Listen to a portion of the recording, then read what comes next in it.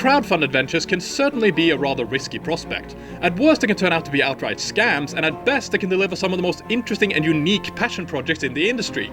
Ghost of a Tale definitely falls more towards the latter, but it might still be of a slightly lesser quality than some would expect. Just to be clear, I am going to be talking about the more recent PS4 release of this game. The PC version may or may not have addressed some of the problems I will be mentioning, but I can only go by my own experiences. Besides, some, if not most of the issues here aren't really things that can be fixed anyway. Why don't we start with one of the better elements though, namely the story. While it might not be the most epic or groundbreaking of tales, there's clearly a lot of thought and effort put into the lore of this world, and for the most part it works very well. Unfortunately, things may not always be told in the most interesting or convenient of ways. The thing is that quite a few details about this world are only conveyed through compendium-like footnotes. Not a big problem in and of itself, I guess, but I would have preferred to learn at least a few more of these things through the actual dialogues or the like. Sure, all the info is still here, but it just takes me out of the game when so much of the world building is done through text logs. In any case, the story takes place on the fictional island of Dwindlin Heights, where you're placed in the paws of a mouse minstrel by the name of Tylo. He's been locked up in a dungeon by the rats of the so-called Red Paw Army, as he and his wife Mera apparently refused to perform for some evil baron.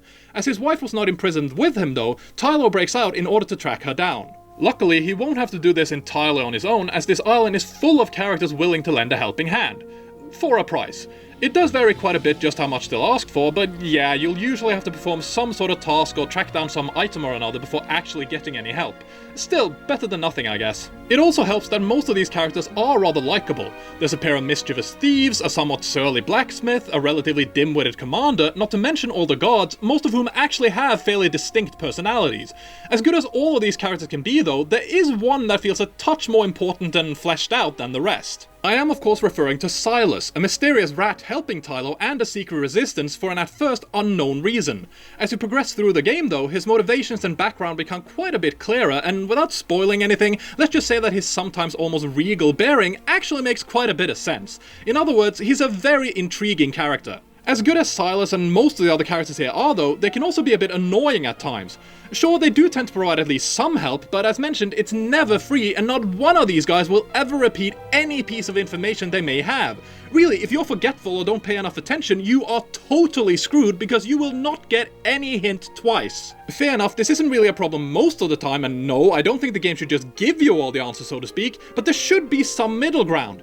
Just because I happen to forget which direction someone told me to go next, I shouldn't have to look up a damn guide in order to proceed. Just let me ask for the directions again. Why the hell wouldn't that work? Luckily, the game is at least nice to look at when and if you do happen to get stuck. The setting and characters are very well rendered, and the day and night cycle also work quite well.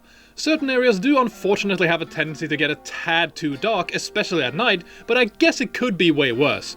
Besides, you can't really hate a world populated mostly by cute mice and evil rats. Well, I suppose the fact that the game feels so unstable may make that a bit easier.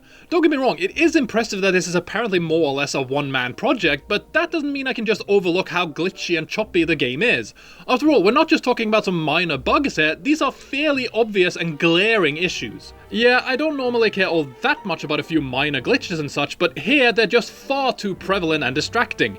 The frame rate often dips to a near halt, especially after saving and or loading. Text boxes will randomly smush all the text into one vertical line, and there are constant audio bugs in the menus.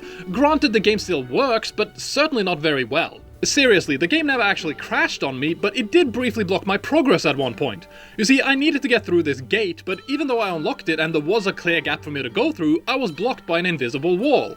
At first I thought I was doing something wrong, but after saving and coming back, I was suddenly allowed to pass through after all. While there are plenty more issues like this, they at least don't seem to extend to the music. I don't think you necessarily call most of it all that memorable, but it is very good and evocative.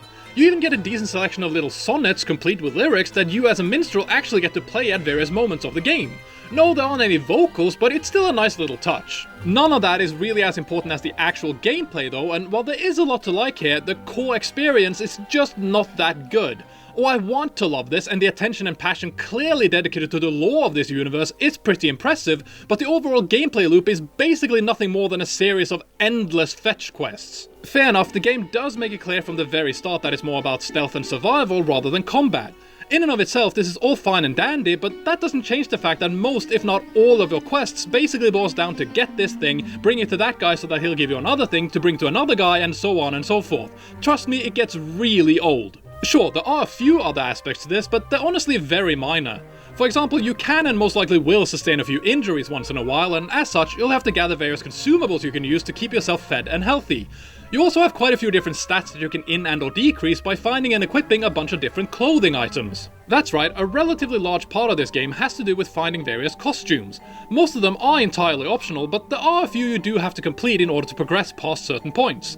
While you can mix and match the various parts of these costumes as you like, most of the complete sets also offer various bonuses when worn together. Take the guard uniform for instance. Before you find this costume, the enemy rats will all attack when and if they spot you, meaning you'll initially have to sneak around and utilize hiding spots in order to avoid detection.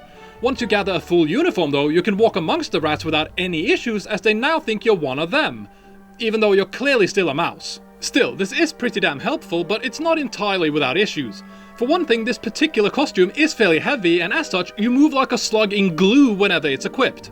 Sure, it can eventually be upgraded to supposedly make you slightly faster, but the difference is hardly noticeable. In addition, you can't jump in this uniform, so no, it's definitely not all good. I also have to say that there aren't nearly enough obstacles in this game, especially not once this uniform is collected. Sure, there is still an occasional creature to get around, but they are seriously few and far between, and if you can get rid of them, they never respawn either. No, I wouldn't really want enemies around every corner, but having basically nothing just makes things so boring. Sure, you do have to solve various minor puzzles and or find specific items in order to get past certain areas, but the game still feels rather empty overall. I'm not sure if this was the intention or not, but I really think at least a few more enemies and some more intricate puzzles will make all of this much more interesting and engaging. That said, it's not like you have much in the way of combating most enemies anyway. Or there are items that will kill certain enemies, but even with how few creatures you actually have to deal with, it can still be difficult to get a hold of enough of said items. You can usually just distract and or run away from the enemies instead, but yeah, it certainly seems like combat was a bit of an afterthought. Maybe that would have changed a bit if I had done a few more of the side quests though, as there apparently is one aspect of this game I never experienced. You see, the menu contains various tabs listing your items, equipment, quests and whatnot, but there's also one dedicated to your skills. Seems reasonable enough, I guess, but I actually never got even a single one of these things. Now, this is obviously my own fault for not completing whatever quests actually unlock these things, but am I really the only one who thinks it's kind of odd to have an entire tab of the inventory dedicated to something you can easily go through the entire game without ever needing? I'm not even sure what these things could possibly be, as they just seem entirely pointless. As you may have figured, this all leads to a pretty disappointing experience, and unfortunately, it doesn't even lead to a very satisfying conclusion. Honestly, the ending isn't dreadful, but it almost feels as if the game is missing its final act. Granted, this could be setting up a potential sequel, and maybe it was always meant to end on a bit of an open note, but it still feels like it's missing something. Ultimately, Ghost of a Tale is just a sad disappointment. The developer clearly put in a lot of effort and dedication to make this a good experience, but it sadly can't quite deliver. Yes, there are good elements here, and with the right amount of time and people behind it, it could very well be refined into something truly special, but as is, it's just not quite good enough. Again, I want to love this one, and considering the very small development team, I could maybe overlook some of the rough spots, but it would still be an overly tedious and drawn-out series of fetch quests with very few obstacles. I wouldn't necessarily mind seeing the story adapted into some sort of animated show or feature, but as a game, this is sadly not something I can really recommend.